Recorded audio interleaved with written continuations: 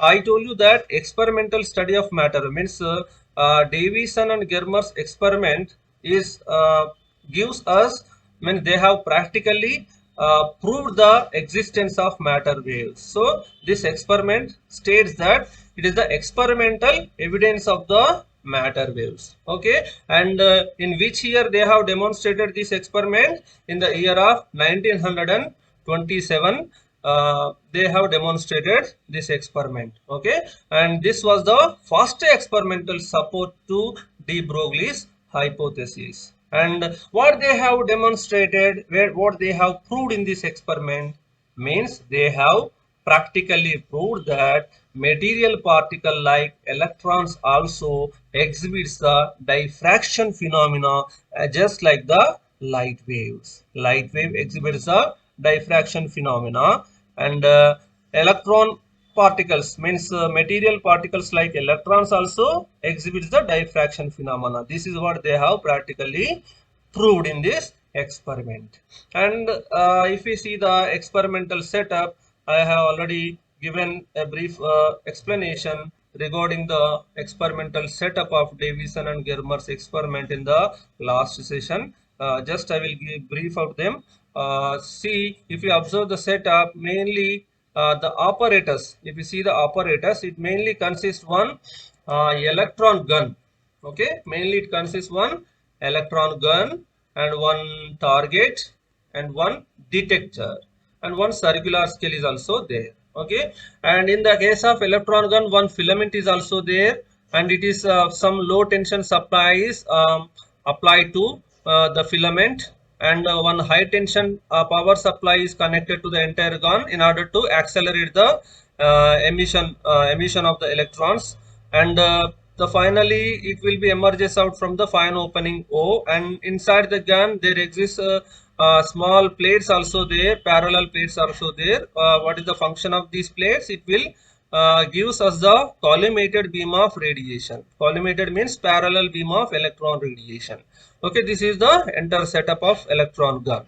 And nickel crystal could acted as the natural grating for the diffraction of the electrons. Nickel crystal could acted as the natural grating. What is grating here?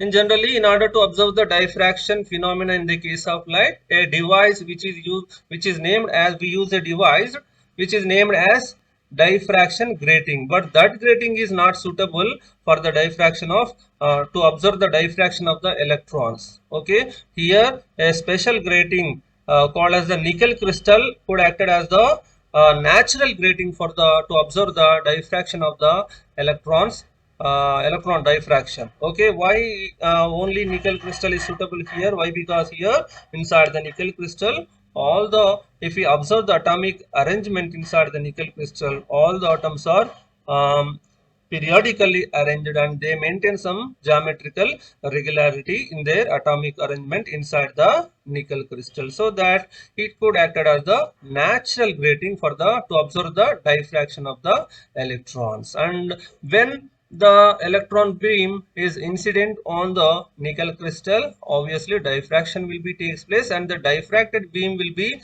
collected by the collector. Okay, this collector, Faraday cylinder, could act as the collector or electron detector. So Faraday cylinder is a double walled vessel. It consists the two cylinders, inner cylinder and outer cylinder. Inner cylinder is denoted by the letter C, and the outer cylinder is denoted by the letter D in the diagram. And this between these two plates we will apply some retard potential which is equivalent to 9/10 of the applied potential. Here, by using the high tension power supply, we can accelerate the potential, we can accelerate the electrons up to 600 volts from 30 volts. Okay, and if we means here how much potential we need to apply between the C and D of the collector, so it is equivalent to 9/10 of the accelerating potential. If we apply 30 volts, let us say here 9/10 into 30. If it is 600 volts, it is 9/10 into 600 volts. We need to apply in order to collect the faster electrons which has the higher intensities. And this collector is ultimately connected to the galvanometer, which is with respect to the ground, and the function of the galvanometer, it measures the intensity of radiation. So ultimately, by using this experiment, one thing we can calculate from here, from the circular scale. Okay, in the circular scale, we will see the scale in terms of degrees. Okay, so by using this circular scale, we can measure this theta. What is this theta here? Angle of diffraction, or it is also known as diffraction angle or glazing angle. Okay, theta can be measured by means of this circular scale, and this detector is movable one. Okay, it is not fixed. So we can move the detector on any point on the circular scale. We can locate the detector on any place on the circular scale. It is movable one. Okay. How do you measure the theta value? Simply by placing this detector on any one location on the circular scale. Simply you measure the reading here. You note down the reading here. Suppose here, if it is, suppose 40 degrees is there, so the reading is 40, theta value is 40, and you can measure the I value by using the galvanometer. Okay, in this way one can calculate theta and I by using the circular scale and the galvanometer. This is what the experimental setup of Davison and Germer's experiment. Now after the setup, what we have to supposed to do, we have to see the procedure now, how to do the experiment. Now let us see the experimental procedure of Davison and Germer's experiment. Okay, we have seen the aim of the experiment. In any experiment we will have a common things. One thing is, first thing is aim of the experiment. Here what is the aim of our experiment? To prove the electron diffraction, means we have to prove that electrons also exhibit the diffraction phenomena just like the light waves. This is what our aim of the experiment. And what is the next thing in any experiment we observe? Operators we used. Operator I already explained. And what is the next theory? Next one, experimental setup, that is also completed. And what is the next step in the experiment? We have to see the procedure. We have to see how to do the experiment. Okay, that is called as the experimental procedure. Okay, first we have to keep the potential knob at 0 before switching on the device. We need to keep the potential knob at 0 volts. Okay, we have to keep the potential knob at 0 volt, and then you switch on the device. After switching on the device, you just keep the potential at one particular constant voltage. Let us say, for simplicity, you just keep the potential here at, for example, let us say 40 volts. Okay, you just keep the potential at 40 volts, and you remember that throughout the experiment this potential should be keep constant. Okay, do not vary the potential in the mid of the experiment. Throughout the experiment we have to maintain a constant potential. Okay, so after keeping the potential at constant voltage, let us say 40 volts, then you need to locate the Faraday cylinder any one location, any one point on the circular scale, and then you tabulate the readings. What we have to tabulate? So we need to calculate theta and as well as I.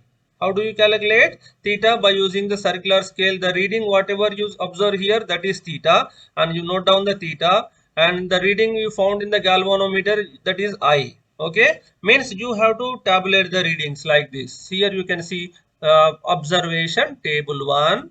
Okay, for applied potential of what? Here for simplicity, for example, I have given V as 40 volts. Okay, and in this way you can tabulate the readings. Means serial number 1. Okay, observation table includes the 3 columns: serial number, angle of diffraction, intensity I. Okay, and you locate the Faraday cylinder on one point, you measure the theta and you measure the I, and you change the location on the circular scale, location of the detector on the circular scale. Again you measure the theta and I in serial number 2, and so on. After taking near about 9 to 10 readings, okay, this table is over. Okay, up to 10th reading you need not to change this potential V.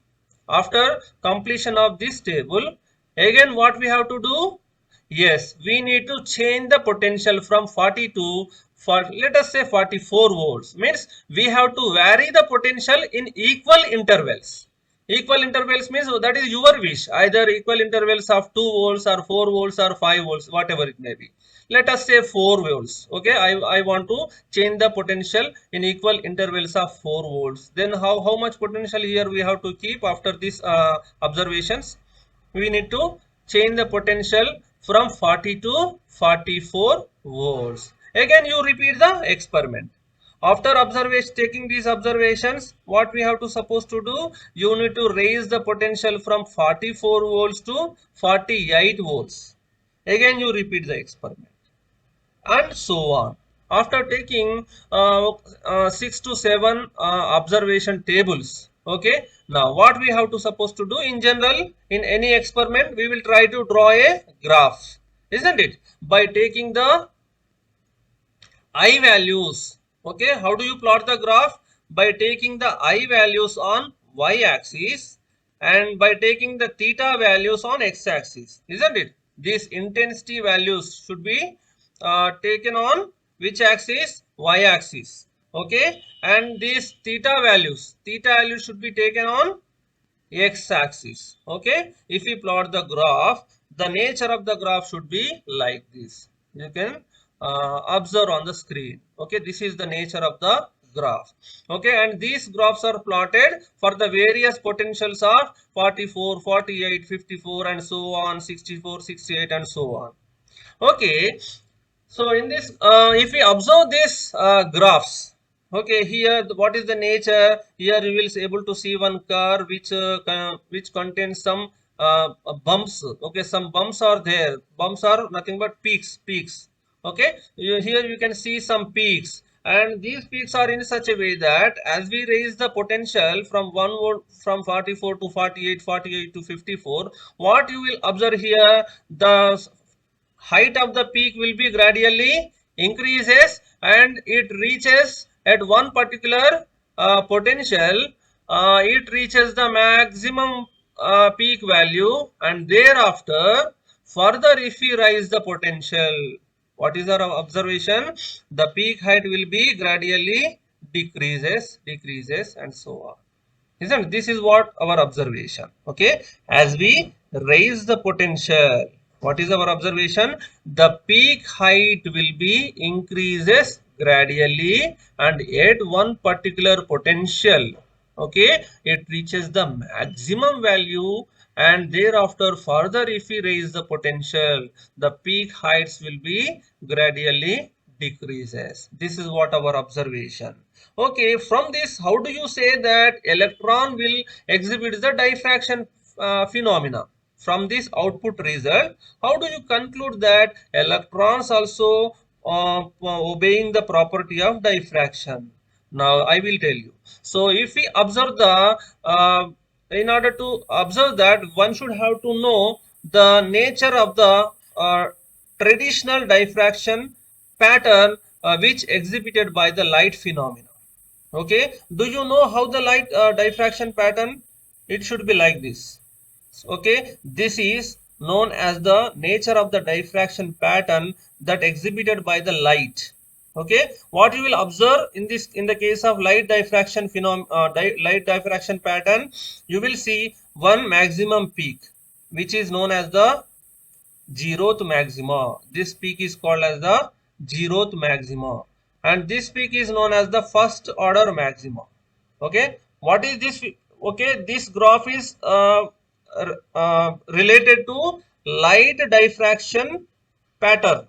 Okay, and these are the curves obtained in the electron diffraction. Okay, Manas, is it audible for you? Yes, sir, it is audible. Right. Okay. Okay.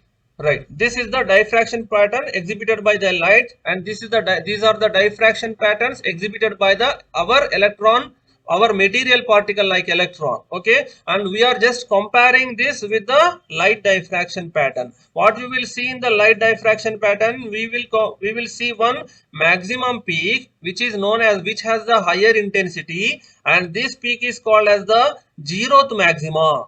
And here one lesser peak is also there, means the peak which has a lesser intensity, and this is called as the first order maxima, and this is known as the second order maxima, and so on. And these maximas are formed on the either side of the central maxima. See, this is also called as the first order maxima, and this is also called as the first order maxima, and this is the second order maxima. This is also known as the second order maxima. This means that all the first order, second order, third order, and so on maximas will be formed on the either side of the central maxima. Okay, this is called as the zeroth maxima or central maxima, which have the higher intensity than the other maximas. Okay, now this is the nature of the, or the general pattern of the diffraction pattern that exhibited by the light. The same thing here also you can see for the case of electron also. See, this is the central maxima which has the higher intensity, and this is known as the first order maxima, which will have the lesser intensity comparing with the zeroth order maxima, and this is the second order maxima which has the lesser intensity comparing with the first order maxima, and these are forms on the either side of the central maxima. Say, so from this one can conclude that material particle also exhibits the diffraction phenomena, obeys the diffraction phenomena just like the light. And let us see the practical observation. After plotting this graph, what we have to supposed to do. Let us see the observations and conclusions now. Okay, for that purpose we have to again see the atomic arrangement inside our target. What is our target? Which material we are using as the target in our experiment? Nickel crystal. Yes, exactly. We are using the nickel crystal as our target. So if we see the atomic arrangement inside the nickel crystal, you can able to see on the screen. See, this is the atomic arrangement. See, how do you observe? See, in the case of atomic arrangement of nickel crystal, all the atoms are, see, periodically arranged. Some periodicity you can observe, some geometrical regularity we can observe in the case of nickel crystal. Okay, and see this, the distance between the two nearest neighbors is known as the interatomic distance. It is generally denoted by the small a. Okay, and one thing you remember that where you will get the maximum peak in our experiment, when theta equals to 50 degrees. Okay, at theta equals to 50 degrees and applied potential V equals to 54 volts. In this case we have got the maximum peak here. Okay, in our experiment where we have got the maximum peak when theta equals to 50 degrees and when V equals to 54 volts, we have got the maximum peak. Okay, and now here this is the atomic arrangement inside the nickel crystal, and what is the name, what is the factor here? We can say the distance between the two nearest neighbor is known as the factor A. What is this factor A? It is called as the interatomic distance. Okay, this A is nothing but interatomic distance. What is interatomic distance? The distance between the two nearest neighbors. Okay, distance between the two atoms inside the nickel crystal is generally known as the interatomic distance. It is denoted by A. And what are these lines? All these are called as the lattice planes. All these are called as the lattice planes. Okay, and the perpendicular distance between the two nearest neighboring planes is known as the interplanar spacing. Okay, what is the name here? It is called as the interplanar spacing. How do you define the interplanar spacing? The perpendicular distance between the two nearest neighboring lattice planes is known as the, means this distance is known as the D, or this distance, or this distance, or this distance. Okay, it is named as the interplanar distance. It is denoted by small d. Okay, it is denoted by small d. So where we got the maximum peak? Maximum peak is obtained when V equals to 54 volts and theta equals to 50 degrees. And practically it is observed that in the case of nickel crystal, okay, we have already calculated the A value and D value. Okay, the practically observed A value in the case of nickel crystal is, it is 2.15 into 10 raised to minus 10 meters. And practically observed interatomic or interplanar spacing, which is denoted by small d, and practically observed values for the case of nickel crystal, it is d equals to 0.909 into 10 raised to minus 10 meters. Okay, and we have to calculate the theta value. Okay, means for that purpose you just again focus on this diagram. Okay, see, this is our nickel crystal and here we have the electron gun. Okay, when we switching on the device, where we got the maximum peak at at the 54 volts. When we applied the 54 volts, what happens? The incident electron beam, this is your incident beam of electron. Okay, incident on the surface of the nickel crystal, and this is the diffracted beam. Okay, and at the maximum peak, what is the angle here? Angle between glazing angle here, total angle will be 50 degrees. I told you that. See, listen, see, this theta is 50 degrees. What is this 50 degrees? The angle between the incident beam and the scattered beam. This is 50 degrees. Okay, at the maximum peak, how much potential we have? 54 volts. Okay, now I will try to draw a normal exactly at the between of the incident beam and the scattered beam, which is denoted by the dotted line. Obviously, how much this angle? Total angle is, if the total angle is 50 degrees, if I draw a line exactly at the center of the incident and the scattered beam, obviously this angle will be 25 degrees and this angle is also 25 degrees, obviously, isn't it? Now here this is our reference line, which makes exactly as this is the normal for this reference line. So this angle will be the normal in the sense it makes an angle of 90 degrees now, isn't it? It makes an angle of, total angle is 90 degrees, but I need this angle from here, scattered beam to our reference line. How do you calculate this angle? Total 90 degrees minus this angle 25. So 90 minus 25 will gives you this particular angle. That is the angle between the reference line and this scattered beam. Okay. How do you calculate it? This angle theta 90. Why? Because as it is a normal will make an angle of 90 degrees minus this angle is 25 degrees. So 90 minus 25, that will gives you theta here. Okay, 90 minus 25. Now I will use the Bragg's condition. Can anybody say the Bragg's law? What is the Bragg's condition? Mathematical form of Bragg's law.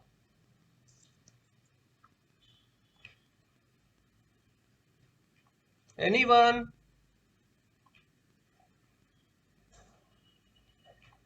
Don't know? You don't know the Bragg's law, beta? Okay, I will tell you. Bragg's condition is 2d sin theta equals to n lambda.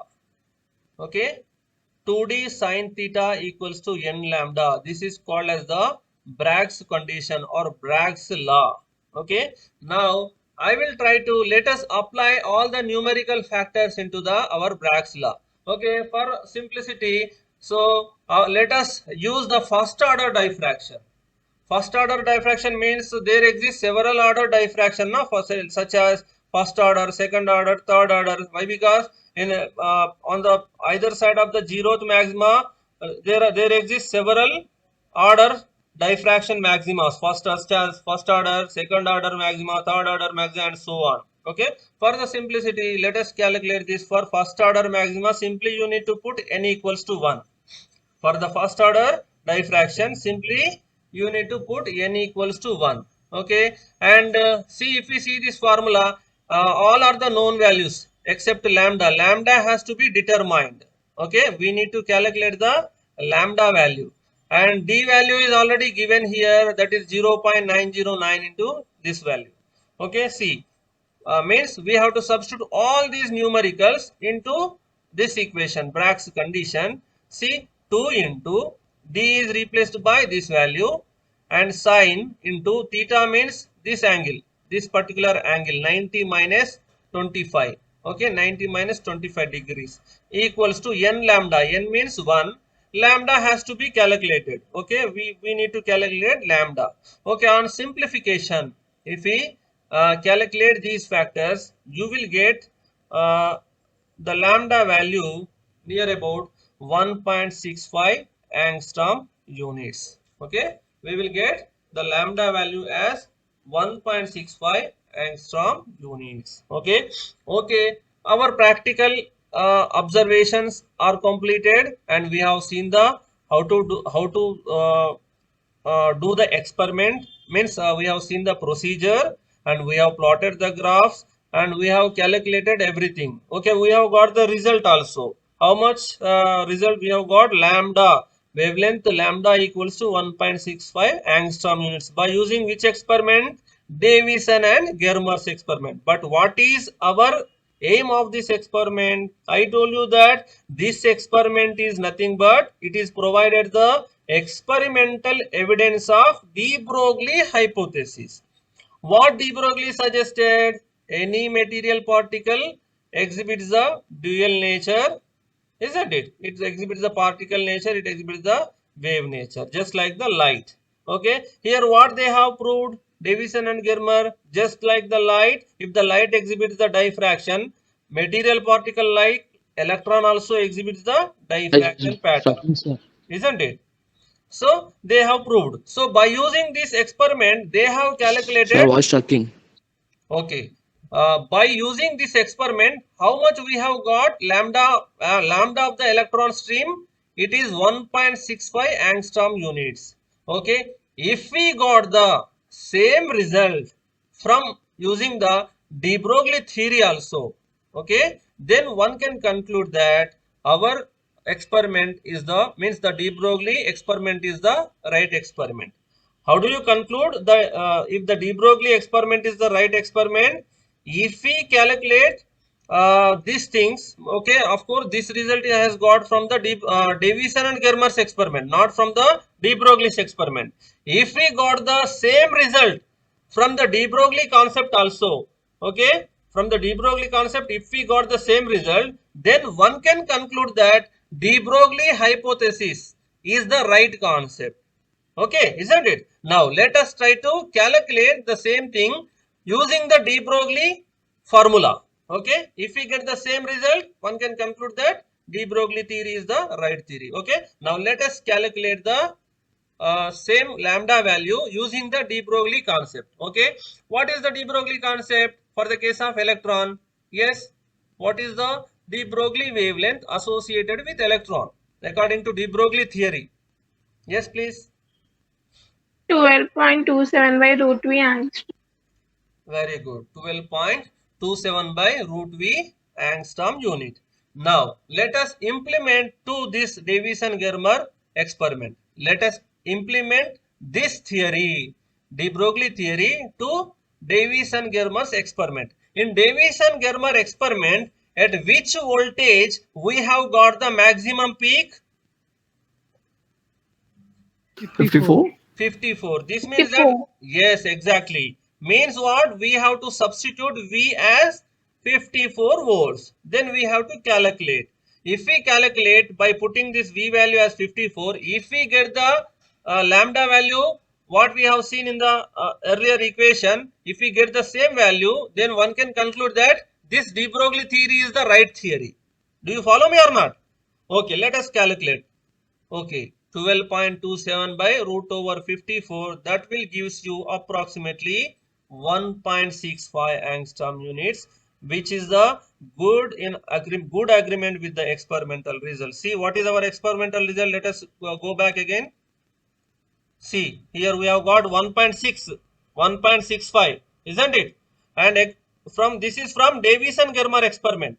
And according to de Broglie experiment, again we have got the 1.65, same formula, same answer we have got, isn't it?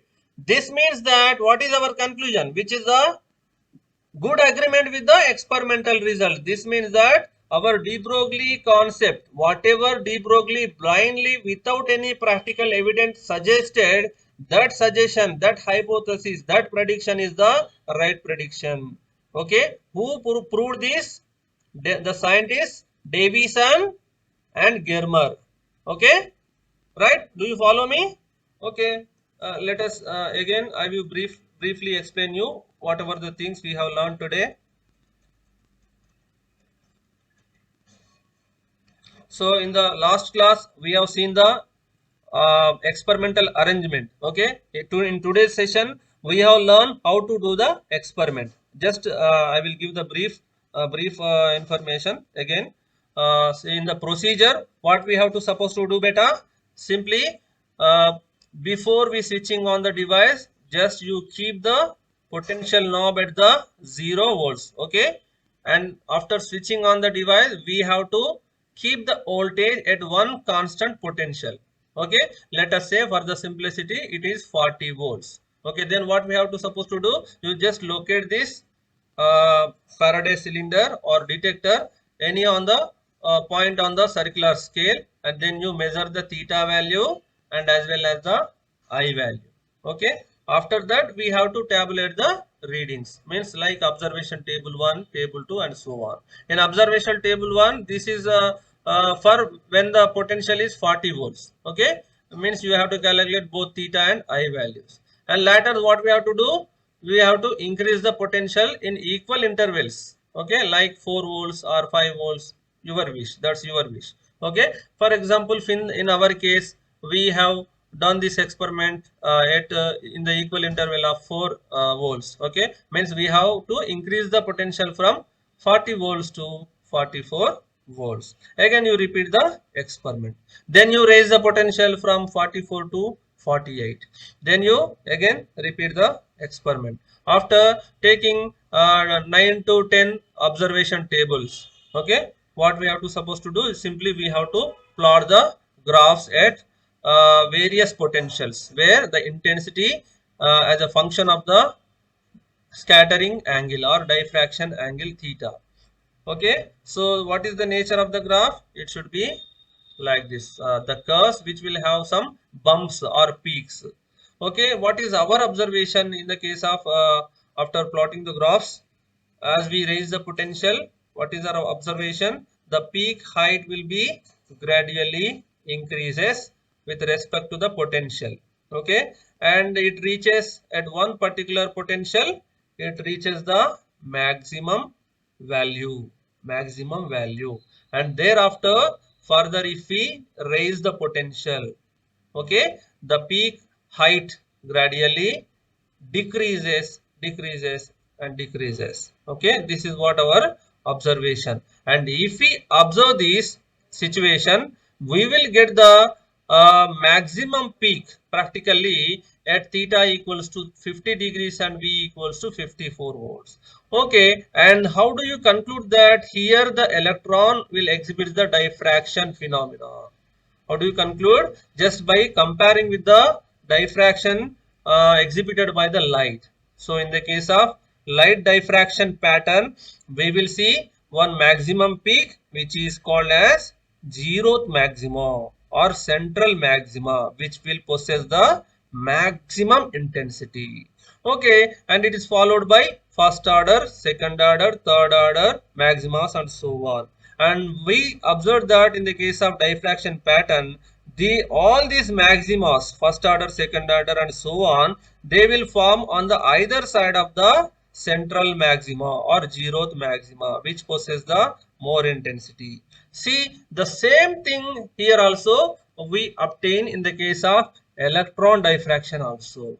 Okay, so in the central graph means here we have got the maximum peak. See, it is followed by first order, second order maximas, isn't it? So this is similar to the diffraction exhibited by the light. Okay, coming to the practical evidences. Okay, observations and conclusions. Okay, where we got the where we got the maximum peak when v equals to 54 and theta equals to 50 degrees. And this is diagram represents the atomic arrangement inside the nickel. Okay, this is a long answer question. Davison and Germer's experiment is a long answer question, and it is very important question. Okay, it is very simple question also. Okay, so this is the atomic arrangement inside the nickel crystal. Okay, and what is the factor A? Yes, please. What is this A here? Do you remember or not? What is this A? Interatomic Interatomic distance. Very good, very good. This A is known as the interatomic distance. And what is the small d? Interplanar distance. Yes, it is known as the interplanar space. Okay, interplanar spacing. It is denoted by D. What is interplanar spacing? The perpendicular distance between the two adjacent planes in a crystal is generally known as the interplanar spacing. Interplanar spacing is denoted by D. And what is the practically observed values of A and D in the case of nickel crystal? A value is 2.15 into 10 raised to minus 10 meters, and D value is 0.9 into 10 raised to minus 10 meters. Okay, and here in order to obtain the lambda value, which formula we use here? Bragg's equation. Bragg's equation. What is the Bragg's equation? 2d sine theta So it So this is kind of n lambda. Okay, what is D in the Bragg's condition? D is called as the interplanar spacing. Theta is the glazing angle. N is the order of diffraction. Lambda is the corresponding wavelength of radiation. Okay, for the first order diffraction, we have got n equals to 1. We have to substitute n equals to 1. And substituting all the numericals, we will get on simplification lambda equals to 1.65. And we have also got the same value by using the de Broglie concept also. From this, one can conclude that de Broglie equation is the right equation, and de Broglie concept is also